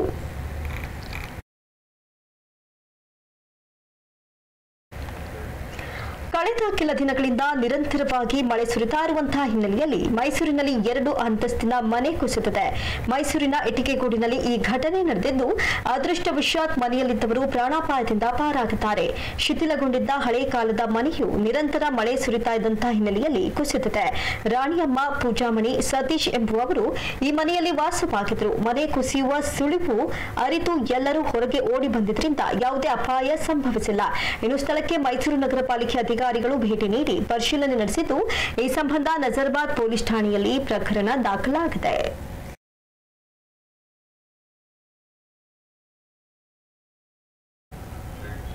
ಇವತ್ತಿನ ಪ್ರಮುಖ ಅಪ್ಡೇಟ್ಸ್. ನಿಷ್ಠೆ ನಿಷ್ಠೂರ ನಿರ್ಭೀತ ಸುದ್ದಿಗಾಗಿ ನೋಡ್ತಾ ಇರಿ ಸಿರಿ ಟಿವಿ.